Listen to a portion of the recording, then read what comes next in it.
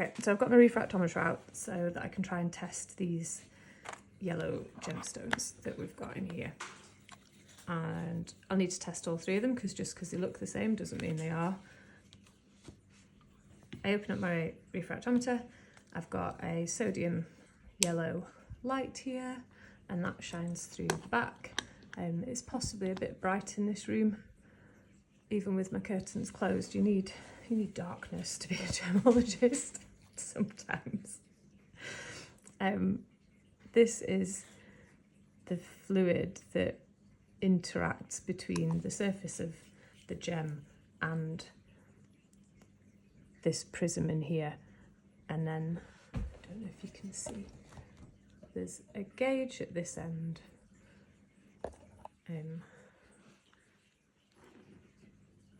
Can you see how there's a gauge in there?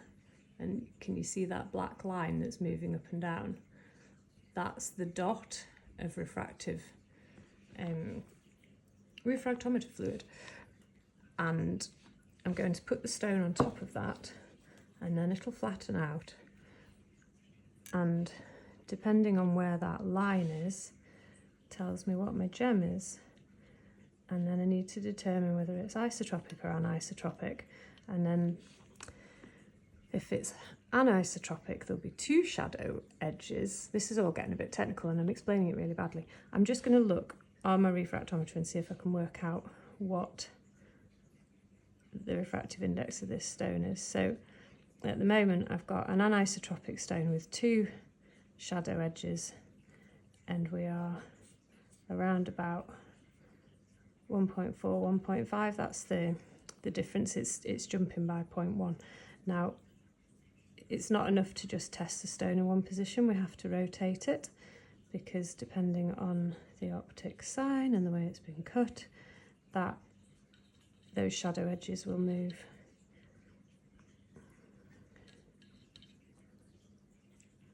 Rotate it round a bit.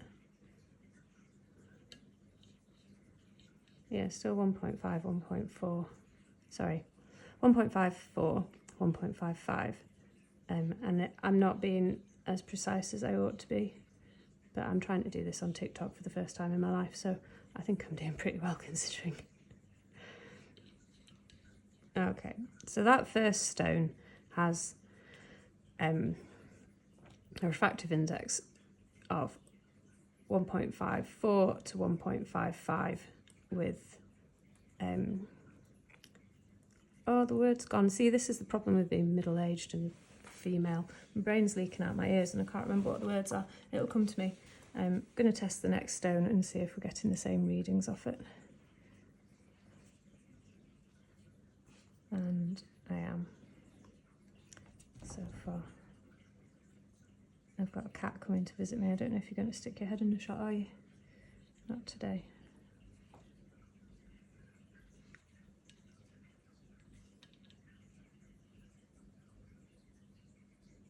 I think I need more fluid. 10. Yeah.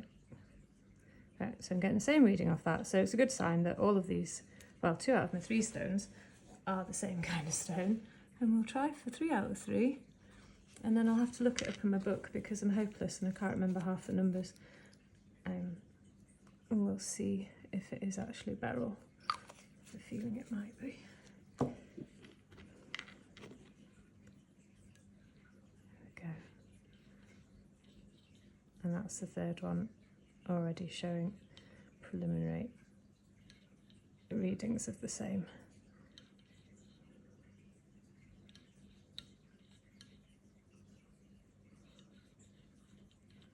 Well, that's good news. So all 3 stones are the same kind of stone. They've all got the same refractive index.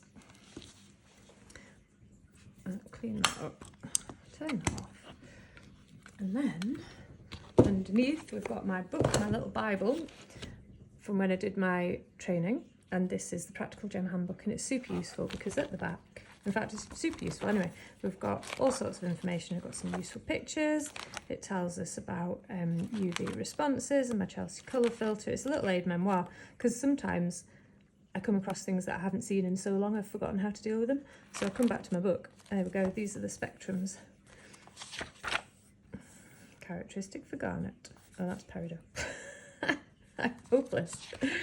That one's garnet. That's peridot.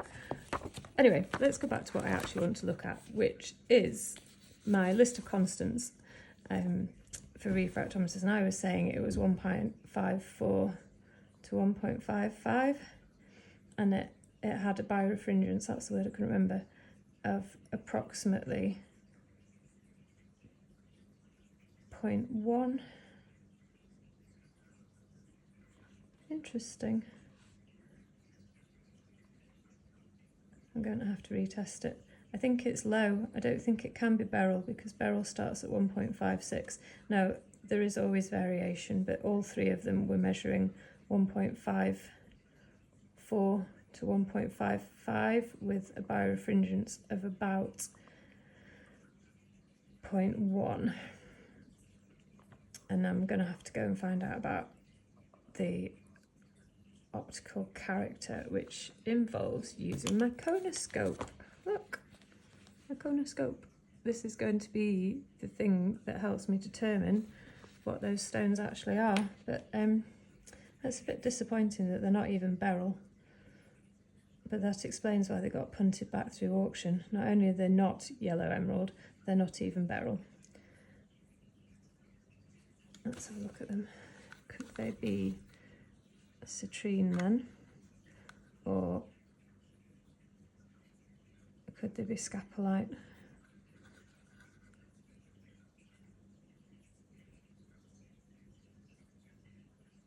I need to go and look at this optical character, because as you can see we've got, can you see? No, not even on the right page. Universal negative, uniaxial negative, uniaxial positive, and that's what determines it, as well as that big number there. And they're not, I don't think they've got that significant birefringence. I'll need to have a look through them with my loupe and see if I can see any birefringence.